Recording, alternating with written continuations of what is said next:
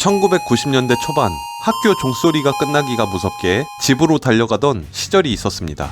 가방을 대충 던져두고 TV 앞에 앉은 우리를 기다리고 있던 건 오직 하나뿐이었습니다. 바로 페미컴이죠. 아니, 우리에겐 패밀리라는 이름이 더 익숙했던 그 게임기입니다. 페미컴의 시작은 원래 화투를 만들던 곳이었습니다. 1889년 교토에 닌텐도 골페라는 상점을 열고 일본 전통 카드 게임인 하나오다를 수작업으로 생산하며 시작되었습니다. 당시 닌텐도가 만든 화투는 품질이 좋아서 도박장에서 큰 인기를 끌었습니다. 닌텐도라는 이름은 한자 뜻 풀이대로 운을 하늘에 맡긴다는 의미를 담고 있습니다.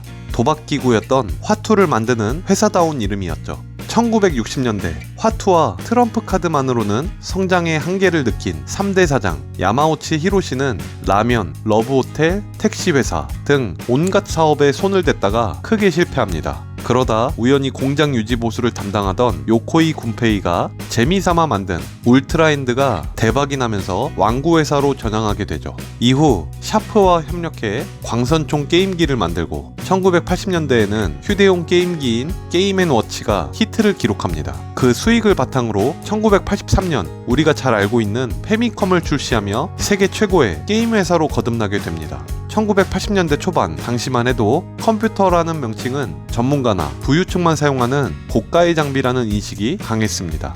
닌텐도의 야마우치 히로시 사장은 이 기계가 공부방이 아닌 거실에 놓이길 원했었죠. 그래서 컴퓨터라는 단어 앞에 온 가족이 함께 즐기는 가전제품이라는 이미지를 심어주기 위해 패밀리라는 단어를 붙인 것이죠. 사실 개발 초기에는 다른 후보들이 많았습니다. 비디오 게임이나 마이컴 같은 이름들도 거론되었었죠. 그리고 패밀리 컴퓨터라는 이름이 너무 길기도 해서 내부적으로도 반대가 있었지만 야마우치 사장은 이건 무조건 패밀리 컴퓨터여야 한다고 강력하게 밀어붙였다고 합니다. 여기서 반전은 패밀리 컴퓨터라고 불리길 원했지만 출시 직후 시장에서는 소비자들이 알아서 페미컴이라고 줄여 부르기 시작했습니다. 결국 닌텐도도 이 애칭이 더 마케팅에 유리하다고 판단하여 공식 명칭처럼 사용하게 된 것이죠. 이름이 페미컴이든 패밀리든 우리에게 중요한 건 단 하나죠. 저 브라운관 너머에서 펼쳐질 새로운 세상이었습니다. 먼지 낀 카트리지를 입으로 후 불어가며 즐겼던 그때 그 시절의 명작들. 과연 어떤 게임들이 우리의 90년대를 수놓았을까요? 지금 바로 시작합니다. 1984년도에 출시한 스파르탄 X입니다. 아이램에서 제작하고 닌텐도가 배포한 전설적인 횡스크롤 액션 게임이죠. 이 게임은 원래 성룡주연의 영화 쾌찬차의 일본 개봉 이름인 스파르탄 X를 게임화한 것입니다.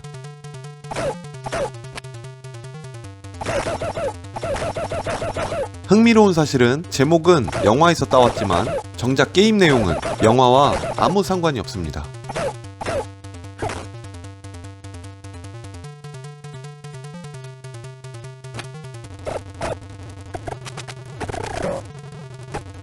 오히려 이소룡의 영화 사막유이처럼 각 층을 올라가며 고수들을 격파하는 구조를 가지고 있죠.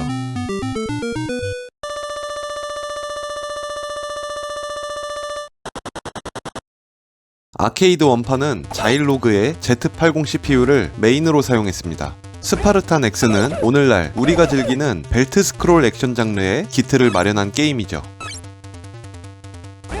각 층마다 고유한 패턴을 가진 보스가 등장하는 설정은 당시 게이머들에게 엄청난 긴장감을 주었습니다. 플레이할 때는 상당히 긴장하고 했던 기억이 있는데 지금 다시 플레이해보면 보스도 별로 어렵지 않습니다. 머리, 가슴, 배 순으로 한 대씩 갈겨주면 쓰러집니다.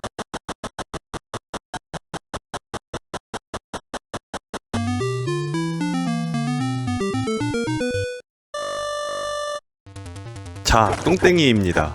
머리와 급소를 2번 갈겨줍니다. 닌자 거북이네요. 가슴을 마사지해줍니다.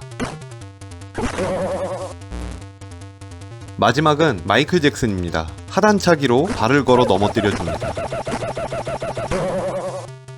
이렇게 최종 보스를 꺾고 여자친구 실비아를 구출하면 두 사람이 포옹하며 아름다운 음악이 흘러나옵니다. 근데 마지막에 뜨는 메시지가 압권입니다. 하지만 그들의 행복은 오래가지 않았다. 이 문구가 나오자마자 게임은 다시 1층으로 강제 소환되고 실비아는 그새 또 납치된 설정으로 변경되죠. 적들은 더 빨라진 상태로 기다립니다. 구출, 납치, 구출 식으로 무한 루프에 빠지는 것이죠. 당시 루머로는 69번 연속으로 깨면 실비아가 갑자기 돌변해서 주인공을 발로 차 죽이고 최종 보스가 된다는 소문이 있었습니다.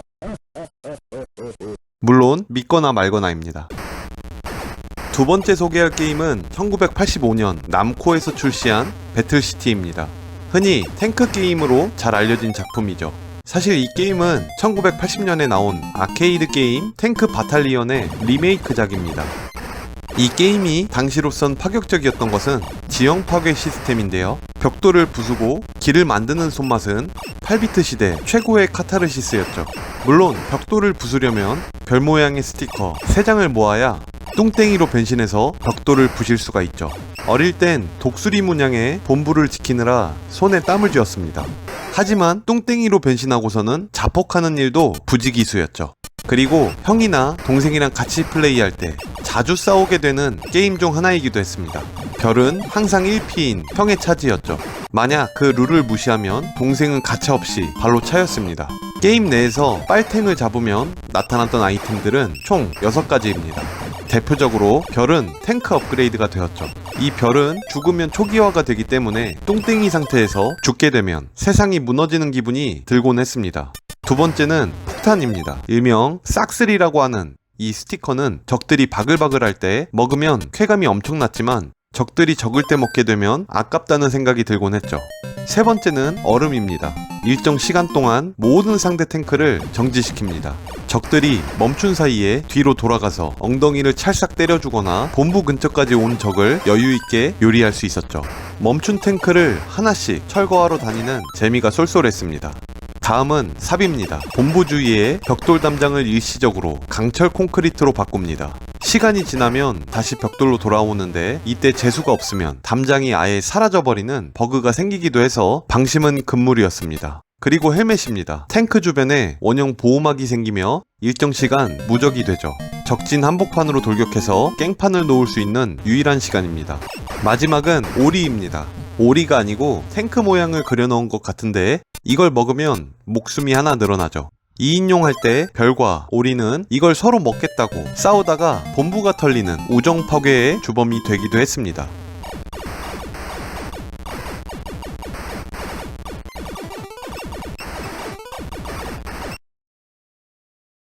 이번에 모실 귀한 손님은 1985년 타이토에서 만든 카게의 전설입니다. 한국에서는 영의 전설이라고 부르기도 했죠.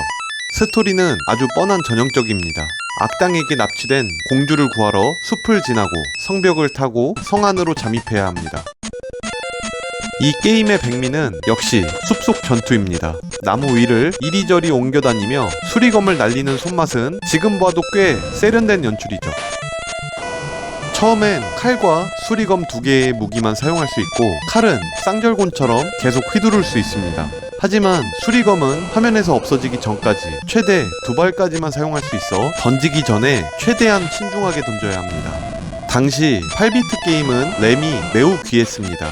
페미콤의 주 메모리는 고작 2KB였죠. 생각보다 무서운 분위기입니다. 특유의 사운드가 어렸을 땐 무서운 분위기로 저는 이불을 꼭 덮고 플레이했습니다. 이 게임의 정체성은 한마디로 중력을 거스르는 닌자입니다.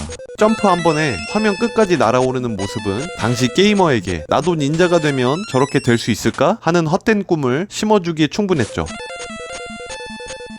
아케이드 원판은 모토로라 68000 계열 CPU를 메인으로 사용해 당시로서는 상당히 고사양 게임이었습니다.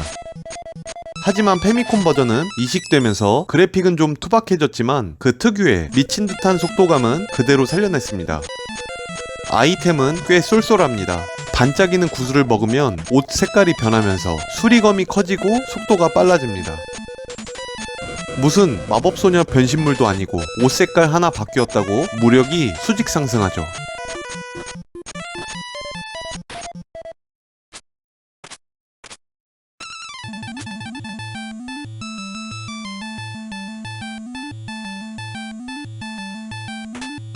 마지막에 공주를 구하고 나면 예상하시는 그대로 공주는 다시 하늘로 솟구쳐 오르며 납치되고 계절이 바뀌면서 1단계로 돌아갑니다. 봄, 여름, 가을, 겨울. 닌자는 1년 내내 퇴근도 못하고 공주만 쫓아다니는 것이죠. 마치 월화수목 금금금을 살고 있는 우리를 보고 있는 것 같네요.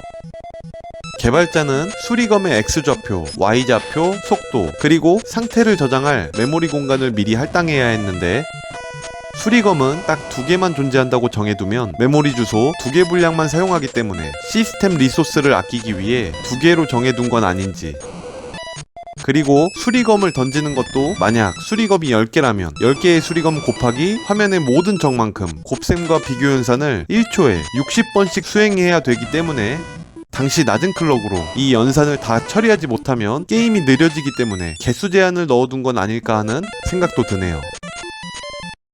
여기까지 왔으니 엔딩 장면까지 보고 마무리하겠습니다. 자, 여기서 또 납치 당해주고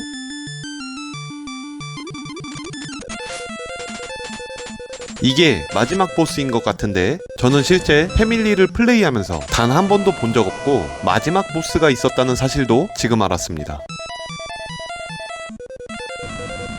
대충 표창 2개 던져주면